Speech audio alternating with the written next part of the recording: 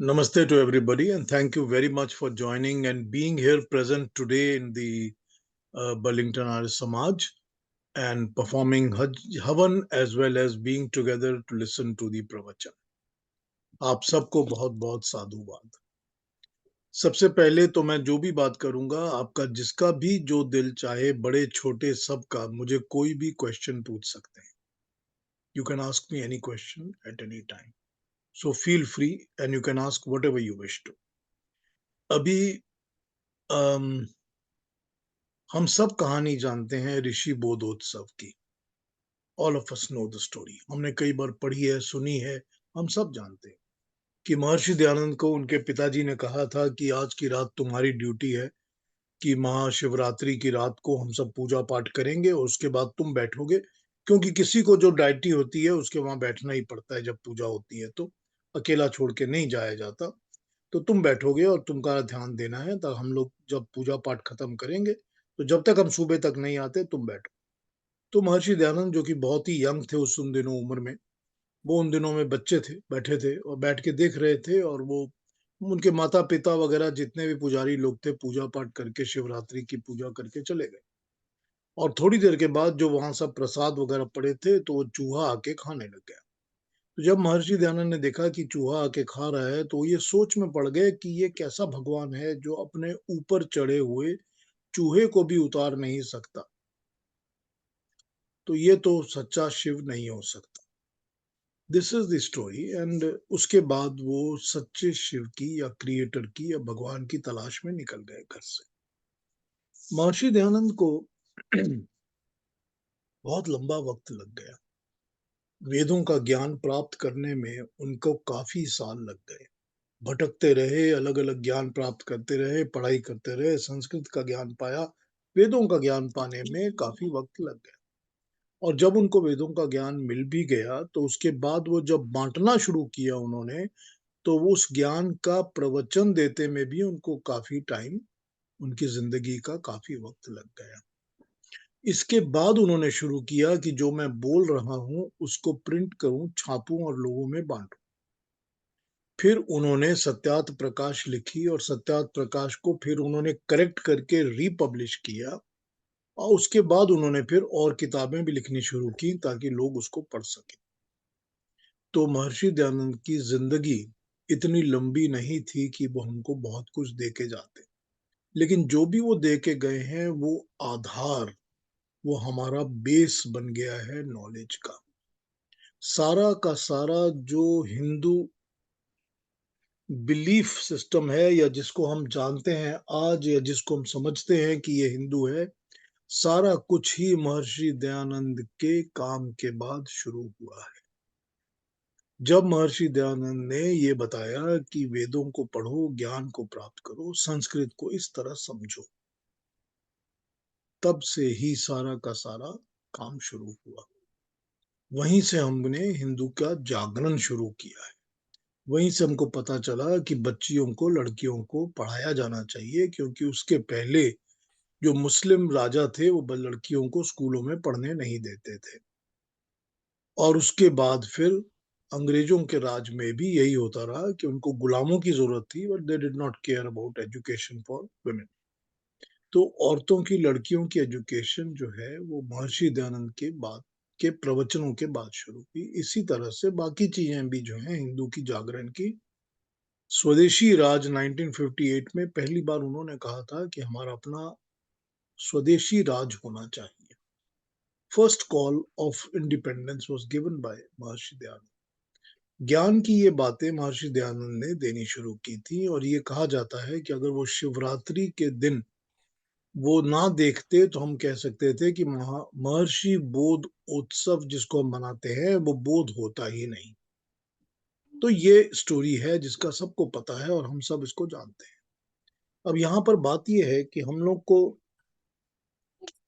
समझना ये पड़ेगा कि जो भी हिंदू सिस्टम्स, पद्धतियां होती हैं, जो भी पुरानी हिंदू पद्धतियां बनी हुई हैं, सिस्टम्स बने हुए हैं, उन सब के पीछे कहीं ना कहीं हमारा हिंदू ज्ञान है।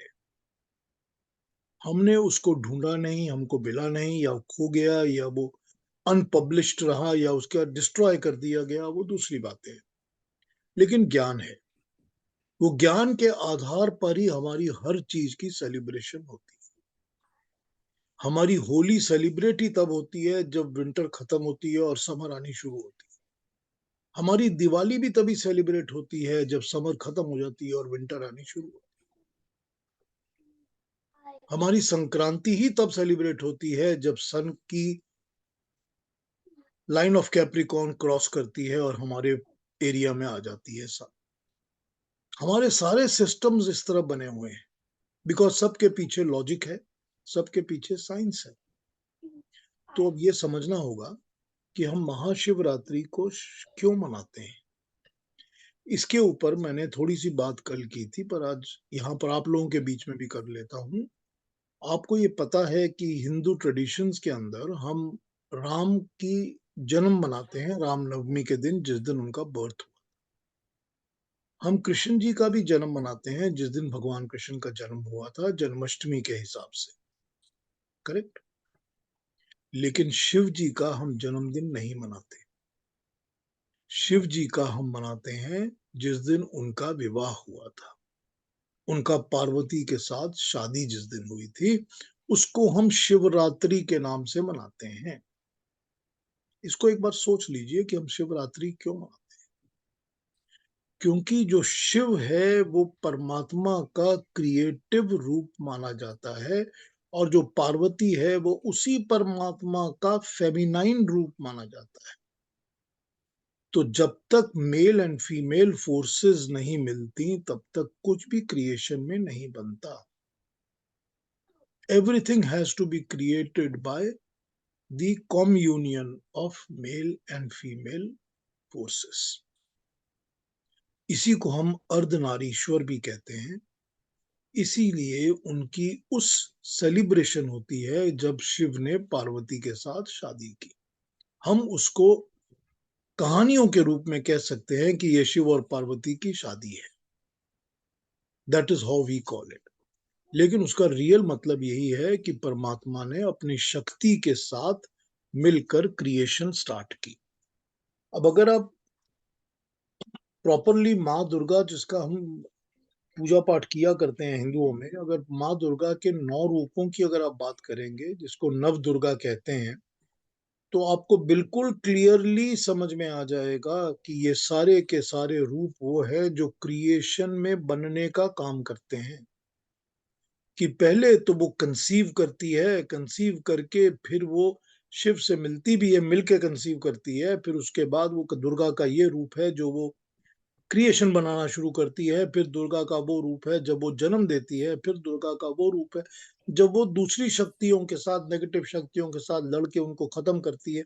ये सारा क्रिएशन का काम है, क्रिएशन का चक्र है, जिसको हमने स्टोरीज में समझाया हुआ। तो उन स्टोरीज को समझने के लिए भी तो हमको वैदिक ज्ञान की ही जरूरत है। क्योंकि जब तक वैदिक ज्ञान नहीं मिलेगा वो स्टोरी का रियल रहस्य खुल के आंखों के सामने नहीं आए। यही होता है जब हम उसको ज्ञान को पढ़ के समझने लगते हैं तो पता चलता है कि हिंदू का जो डीप रूटेड फेथ सिस्टम है वो है तो स्टोरी, फेबल्स, कहानियों के साथ बना हुआ, लेकिन उसके पीछे जो भी कुछ है वो सब साइंटिफिक है, सब लॉजिकल है। अब रात्रि क्यों होती है? कोई भी क्रिएशन जो होती है, कोई भी दुनिया की क्रिएशन जो होती है वो सिर्फ रात में ही पैदा होती है, वो अंधेरे में ही पैदा होती है। कोई भी जो क्रिएशन का सीड है, बीज है, वो जब तक अंधेरा नहीं होता वो पनपता नहीं है, उगता नहीं। किसी भी माँ के गर्भ के अंदर जब पुरुष का बीज उस स्त्री के अंदर पड़ता है तो वो बीज अंधेरे में पनपता है। माँ के गर्भ के अंदर अंधेरा होता है जहां बच्चा पनपता है और बड़ा होता है। उसमें टॉर्च नहीं मारी जाती, उसमें फ्लैश लाइट नहीं लगाई जाती, उसमें सन की धूप नहीं जाती। जब भी कोई प्लांट सीड करना पड़ता है, पेड़ लगाना पड़ता है, पौधा लगाना पड़ता है, आप जमीन में खड्डा खोदते हैं, खड्डा खोद के बीज को अंदर डाल के ढक देते हैं, अंधेरे में बीज पनपता है। हाँ, बीज को पानी भी चाहिए, हवा भी चाहिए, लेकिन अंधेरे में ही पनपता है। किसी भी नर्सरी में चले जाइए आप, यहाँ पर कनाडा में बहुत नर्सरीज़ हैं, तो नर्सरीज़ में आप जाएँगे तो उनके सबके अंदर एक पीछे उनके एक डार्क रूम होगा। वो सीड्स को वो डार्क रूम में ही छोटा-छोटा करके बोते हैं, बो के पनपते हैं। जब थोड़ा-सा प्लांट शूट निकलता है, तब धूप में निकालते हैं। इसीलिए रात्रि सेलिब्रेट होती है, क्योंकि जिस वक़्त क्रिएशन बननी शुरू हुई थी, उस वक़्त तो रात ही थी ना, क्योंकि सन तो था ही नहीं, सूरज तो बना ही नहीं था, तो रोशनी कहाँ से होती? तो जिसको हम हिरण्यगर्भ कहते हैं, गोल्डन वूम्ब कहते हैं, जिसके अंदर सब पकना बनना शुरू हुआ, जैसे कि एक बच्चा एक वूम्ब के अंदर बनना शुरू होता है, इसी तरह से सारी क्रिएशन जो बननी शुरू होती है, वो एक गोल्डन वूम्ब हिरण्यगर्भ के अंदर बननी पैलनी शुरू होती है। उस हिरण्यगर्भ को बनने तक वो सब आसपास डार्कनेस ही होती है। इसीलिए हम शिव और पार्वती का जो मेल है, उसको शिवरात्रि कहते हैं, यानी कि परमात्मा की क्रिएटिव शक्ति। परमात्मा और उसकी क्रिएटिव शक्ति। शक्ति एक होती है और शक्तिमान अलग होता है। आपके अंदर जो शक्ति है और आप जो हैं, ये दो अलग एंटिटीज हैं। आप अपनी शक्ति का व्यवहार करते हैं अपने काम करने के लिए। परमात्मा अपनी शक्ति को यूज करता है इस क्रिएशन को बनाने और चलाने के लिए। वही शक्ति को हम पार्वती कहते हैं या दुर्गा कहते हैं, और परमात्मा को हम क्रिएटर कहते हैं या शिव कहते हैं। तो हम शिवरात्रि इसीलिए मनाते हैं क्योंकि क्रिएशन बनती ही रात को है। अब ये नॉलेज जो है ना, इसके लिए बहुत जरूरी हो जाता है कि हम ऋग्वेद को पढ़ के देखें कि क्रिएशन का नासदीय सूक्त के अंदर 10th चैप्टर में क्या लिखा गया है। तो जब आप नासदीय सूक्त पढ़ते हैं जिसमें लिखा ही हुआ है कि तब कुछ नहीं था, ना कोई सत था, ना असत था, ना कोई रोशनी थी, कुछ नहीं था, जिसके अंदर परमात्मा ने क्रिएशन बनानी शुरू की थी। तो आपको पता चल जाता है जब कुछ नहीं था तो सब जगह अंधेरा था, क्योंकि कोई सूरज नहीं था, कोई प्रकाश नहीं था। कैसे हो सकता है? क्योंकि सूरज बना ही नहीं था। जब नहीं बना था तो ऑब्वियसली अंधेरा था। तो उस अंधेरे के अंदर ही तो परमात्मा ने क्रिएशन बनानी शुरू की थी। तो हम उसको शिवरात्रि की तरह सेलिब्रेट करते हैं, क्योंकि दैट इज द वे। और creations, every creation in the world is made that way, कि अंधेरे में ही पनपती पलती बढ़ती है, फिर बाद में उसमें सूरज आता है जब उसको और ग्रो करना पड़ता है, एक्सटेंसिवली ग्रो करना पड़ता है। तो जब बच्चा पेट से बाहर आ जाता है, तब उसके ऊपर धूप की रोशनी लगती है, तभी वो ग्रो करता है। तभी उसके शरीर के अंदर ग्रोथ होती है, जब उसको सनलाइट मिलती है। जैसे प्लांट को भी जब सनलाइट मिलती है तो वो शूट करके ऊपर निकलता है। तो यही है सत्य हमारे शिवरात्रि का। महर्षि दयानंद ने क्या किया था कि उन्होंने संस्कृत समझने का पूरी की कुंजी, चाबी दे दी थी, कि अगर आपको वैदिक संस्कृत समझनी है तो this is the way you have to understand. अगर आप कभी देखेंगे, महर्षि दयानंद की ट्रांसलेटेड यजुर्वेद अवेलेबल है। आप यजुर्वेद ले सकते हैं, जो महर्षि दयानंद का ट्रांसलेटेड है, बहुत अच्छा है, पढ़ के बड़ा अच्छा लगता है। लेकिन उनकी एक किताब है जिसका नाम है ऋग्वेद आदि भाष्य भूमिका। किताब का नाम है ऋग्वेद आदि भाष्य भूमिका। वो हर किस्म के वेद को अंडरस्टैंड करने की चाबी या की या भूमिका सप्लाई करती है। And if you understand that, you will start understanding the basis of the Sanskrit and the way the Sanskrit has been designed and how it has been written and used in our various textures. वैदिक दृष्टि से जब आप गीता को पढ़ना शुरू करते हैं तो आपको उसमें इतना ज्यादा नॉलेज दिखता है कि जिसका कोई एंड ही नहीं। सो उसको अंडरस्टैंड करने के लिए, प्रॉपर संस्कृत नॉलेज के लिए जो चाहिए, वो हमारे देश को सबसे पहले महर्षि दयानंद ने प्रोवाइड किया। ये उनका बोध है, उनका ज्ञान है जो उन्होंने हमारे लिए छोड़ा है। उस पर आगे बढ़िए, उस पर चलिए, उसको फॉलो करिए। अब आपने कोई क्वेश्चंस पूछने हो तो प्लीज मुझसे पूछ लीजिए, कोई बात कहनी हो तो कह लीजिए, कुछ और जानना हो तो मुझे पूछिए, बताऊंगा। हाँ जी। Any questions for Piyuji? जो भी कुछ पूछना हो, without hesitation you can ask anything. Piyuji, I हाँ have जी, a question. हाँ जी आशीष। Can you help us understand the difference between the Brahma, Vishnu, and Mahesh, the three sort of gods, that forces that we kind of hear about? देखिए, परमात्मा जब creation बनाता है, when he starts making the creation, प्रभु क्या करता है, वो अलग अलग तरह की फोर्सेस तैयार करता है। अब आप देख लीजिए, आप जब कोई भी चीज बनाते हो तो उस बनाने के लिए आपको अलग अलग तरह की चीजें बनानी पड़ती हैं। और सपोज सपोज करिए कि मैं रोटी बना रहा हूँ, बड़ी सिंपल एग्जांपल ले रहा हूँ। अब रोटी बनाने के लिए मेरे को तो आटा चाहिए।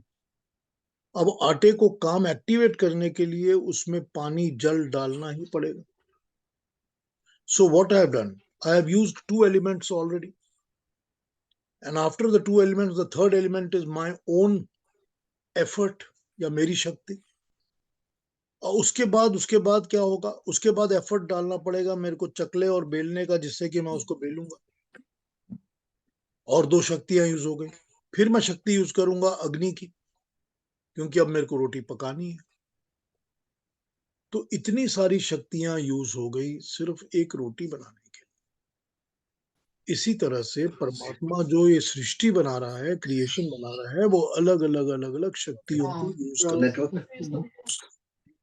तो जब परमात्मा अलग अलग शक्तियों को यूज करता है, तो उसी परमात्मा ने ही ऋग्वेद में कहा है कि मैं क्रिएटिव शक्तियों के लिए तीन तरह की मेजर शक्तियां बनाता हूं, जिनका नाम ब्रह्मा, विष्णु और महेश है। ब्रह्मा का काम होता है हर क्रिएशन को बनाना। विष्णु का काम होता है हर क्रिएशन का पालन पोषण करना। और महेश का काम होता है हर क्रिएशन के अंदर गुणों को देना, कल्याणकारी बनाना, और फिर उनको रिक्रिएट करना, रिसाइकल करना। ये शक्तियां जो हैं, ये शक्तियों का नाम है ब्रह्मा, विष्णु और महेश। ऐसा नहीं है कि परमात्मा अवतार लेता है, क्योंकि परमात्मा पैदा हो ही नहीं सकता। ना वो कभी पैदा होता है, ना मरता है, ना उसका कोई शरीर है। वो अजर अमर परमानेंट नित्य है। लेकिन ये शक्तियां उसने जो बनाई हैं, जो डिपार्टमेंट्स बनाए हैं, जिनके वो हेड्स बना देता है, वो हेड्स की ही हमने इस तरह पूजा शुरू की है। अब उसी तरह से सूरज भी तो एक शक्ति है ना, तो लोग सूर्य देव की पूजा करते हैं। उसी तरह से वायु भी एक शक्ति है, तो लोग वायु की भी पूजा करने लगते हैं, पवन की पूजा। तो बादलों की भी पूजा होती है, वृष्टि की भी पूजा होती है। ये सब शक्तियां हैं परमात्मा की, जो वो क्रिएशन को बनाने और चलाने के लिए यूज करता है।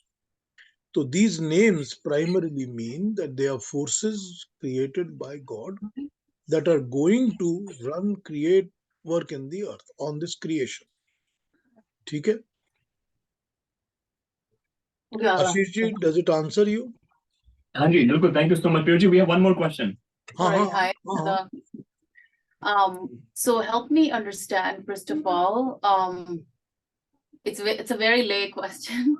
The difference, what is Vedas and Upanishad? Like, what is the difference? And then there are 4 types of Vedas, right? And where does one, like for an average human being, like where do we access, like which publication to buy, to read, like to enhance your knowledge? There are 4 Vedas, and Vedas are supposed to be God's voice. Vedas are not written by human beings. Now, I can explain to you and go further on and talk about Vedas for multiple hours. The thing is this, that Vedas are the wave lengths that keep flowing in the atmosphere all the time. If you get into deep meditations, you'll be able to listen to the sound of Vedas. Those mantras can be heard by any human ear once you are able to reach that level of meditation. So Vedas are something that are always there in the atmosphere. To the human ear, it sounds like the Vedic mantras. To the atmosphere, they are like the radioactive waves. They are there all the time and they are created by God. We have put them into 4 different books depending on the subject matter. Rig Veda is only about knowledge or gyan. Yajur Veda is about karma, how to use that gyan into practical life. Samved is about bhakti. How do we pray? What should we pray for and what do we pray to? Atharva Veda is about the sciences that have been described in Rig Veda. Atharva Veda expands on them, on all the sciences. So these are the 4 Vedas. And Vedas have a total of 20,349 mantras. Every one of them is created by God. Vedas, from the Vedas, the Rishi Munis who have been listening to it, understanding it, have written 11 Upanishads. Every Upanishad has a subject matter, 1 or 2 subject matters or 3 subject matters, and they discuss it. They discuss it to prove that whatever is the subject matter they talk and how it should be understood, how it should be proven, how it is correct or how it is incorrect. That is what the Upanishads do. The first Upanishad is called Ish Upanishad. It is the smallest. It has only 17 mantras in it, or 18, 17 mantras in it. Ish Upanishad actually is the 40th chapter of Yajur Veda. So if you pick up the Yajur Veda and read the 40th chapter, it is the same as Ish Upanishad. Why they have taken it? Because they explain the entire principles that have been laid out in Ish Upanishads in detail from Yajur Veda. The balanced, all 10 Upanishads take reference from Ish Upanishads when they write their own Upanishad. Now you can read all 11 Upanishads. They are available. They are translated in Hindi. They are translated in English. You can get those books. After Upanishads, there are 6 darshan. Darshan means philosophy. Every darshan picks up one subject and they talk only on one subject. Yoga darshan is one of them. We all know Yoga darshan. Yoga darshan is the one that talks about the principle or the theory of how a human can meet or unite with God. That is what the yoga means. Yuj is to unite. This is exactly what is in the Yoga Darshan. It tells you the ways how to do it. You do this first, do this second, do this third. This is how you will be able to meditate in such a deep way that you can unite with God and free yourself from the bondage of life and death. That is the purpose of Yoga Darshan. Yoga Darshan takes the references, every single darshan take references of various mantras in the Vedas, and they explain to you and make it into one subject matter book, which is Yoga Darshan. Similarly, there is Nyaya Darshan that talks about the principles. There is Sankhya Darshan that talks only about sciences. Sankhya Darshan talks about sciences. Sciences before the creation becomes visible or seen by not by your or my eyes because we were not born, but by whatever forces they are visible or expressible or identifiable. Vaisheshik Darshan talks about the sciences that are after the creation has become visible. So Sankhya talks about sciences before, which is the entire science of creation. Vaisheshik talks about the science after. Similarly, there are other darshans also, Purva Mimamsa and Uttar Mimamsa. Uttar Mimamsa is called Brahma Sutra. or Vedant that only talks about what is God and how to understand and analyze and why should you listen to or pray to God. That is in the Brahma Sutra. The Purva Mimamsa has a multiple list of subjects. It is the largest and the biggest, and it has multiple topics it talks about.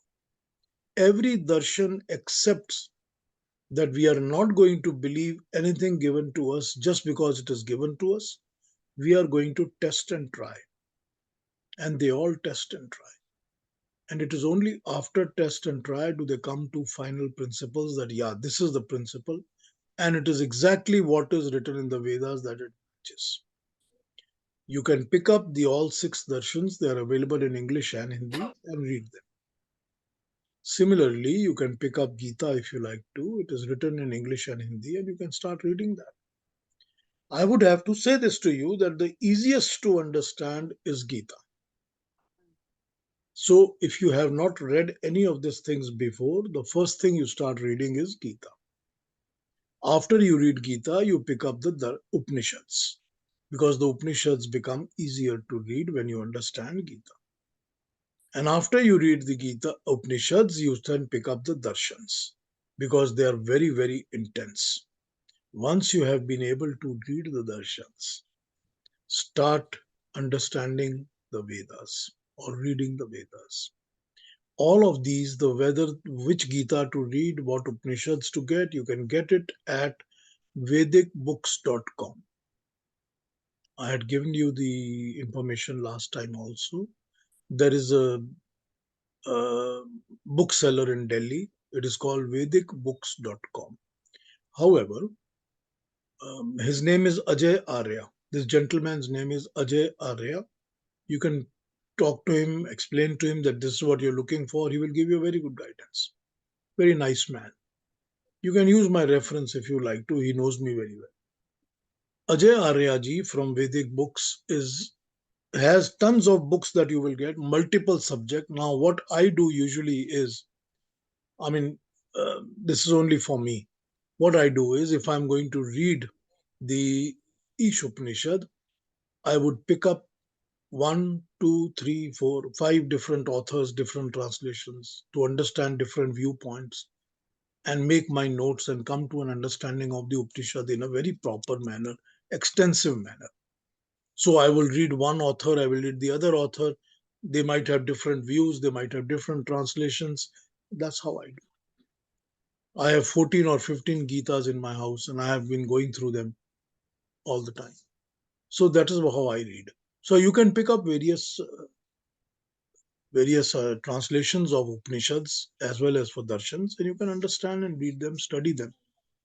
What I would advise to you also is this, that nowadays, Mr. Ajay Arya finds it very difficult to send the books to Canada, because he says the transportation and the freight has become very, very expensive. So if you buy a book, now obviously these books, if you buy one of the Upanishads or other than each Upanishad, any Upanishad is going to be a little thick book. So transportation becomes very difficult for him and becomes very expensive for him. 3 times the cost of the book or 4 times the cost of the book is the cost of freight.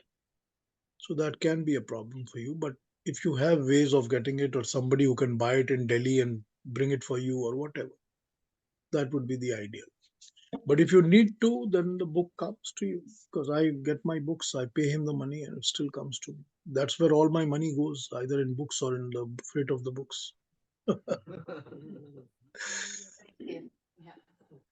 Any other questions? Any other question, anybody? Okay. Anything else you want to ask me? Anybody wants to ask me about the Shivratri or anything about Vedic things, principles or whatever? Any questions, maybe? Any questions you have in your mind? Any questions? Nahi hai? I guess no more questions. Purjit, thank you so much as always. You've been really, enlightening to us. So thanks so much for your time and helping us understand the Vedic Swarup of these occasions. We've been listening to all these stories all our lives, but probably didn't know what's the Vedic Swarup of these occasions, be it Maha Shivratri or Rishi Bhodhutsav. So thank you so much for all your time and all your guidance and all your, thoughtful words. ज्ञान पाने की चेष्टा करिए, ज्ञान पाइए, ज्ञान पाइए। Thank ज्ञान you. से ही मनुष्य इस पृथ्वी की नदी को पार करता है, ज्ञान से ही मोक्ष मिलता है, ज्ञान पाइए। चलिए, मेरा आशीर्वाद सबको, बहुत बहुत साधुवाद। Thank you for joining me, Thank you, and Rishi. we will connect again whenever you Zarur. want. Absolutely. Thank you so much. You're welcome, more than welcome to stay if you want. We are just No, concluding the session here. I'll be out because I have to work on my laptop. Okay, no problems. Thank you. Thank you. Thank you so much, Rishi.